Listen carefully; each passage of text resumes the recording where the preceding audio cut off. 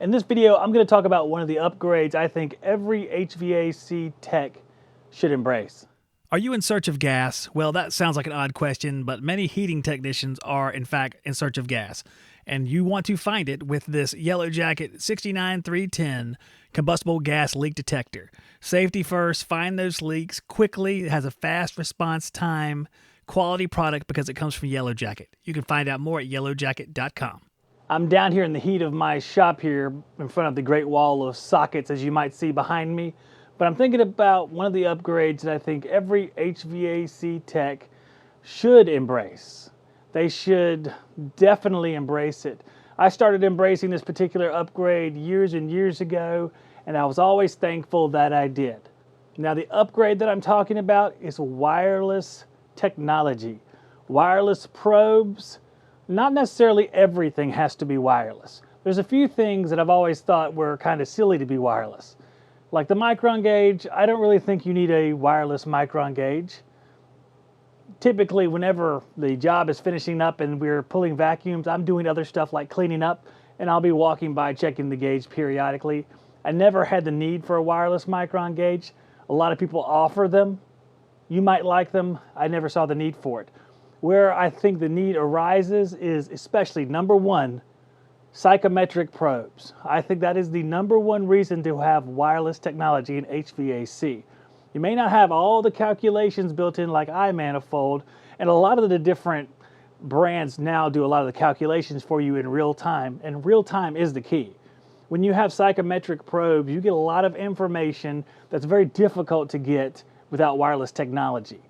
Back in the day, and let's separate something out first. Before I go back in the day, where I'm at, you have to go up into an attic typically, or into a crawl space to get a lot of these measurements at the equipment, which is where you want them. And we'll talk about that too. A lot of people have better access to equipment. Maybe they're in basements, maybe they're in garages.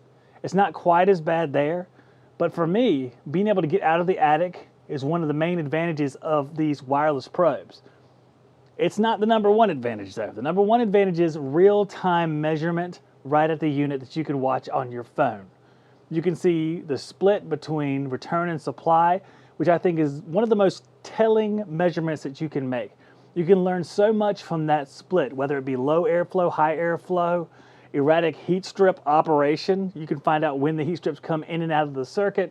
You can test for overflow of air, which is a thing. It's not as common as lack of airflow, but there's definitely overflow.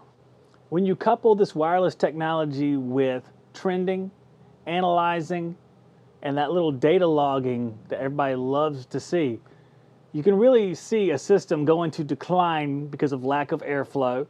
You can see it getting hotter and hotter on the heat pump side. If you have a dirty filter, you can see that plateau up to the high pressure switch going off, and it happens a lot. There's a lot of these things that happen. You'll miss periodically some of these things if you're not right there watching it or have that wireless technology right with you. Because sometimes, we have machines that go in and out. They'll have a safety that comes on, then goes off, and you miss little things like that, or you miss a spike in temperature, whether it be a split or just a supply temperature spiking because of lack of airflow in the heating cycle. There's just so much that you can see with wireless probes. Now, I know there's wireless refrigerant probes as well. I don't think they're as important, but I do think that's really convenient. Because a lot of times we have a convenient area to test for refrigerant pressure right there at the condenser or package unit.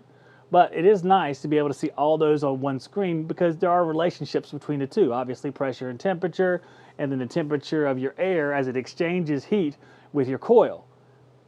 All of them are important. I just love the air probes the most. Most manufacturers now that are synonymous with gauges offer these sort of wireless air probes so you can find them anywhere. They are not the cheapest thing in the world, but a lot of times they're not that bad. They're really not that bad. So if you have a few $100s, you can get the air probes at least and add to an arsenal, or you can save up for a kit. There's so many different kits available. Now, the most important thing by far is the fact that you measure the airflow at all.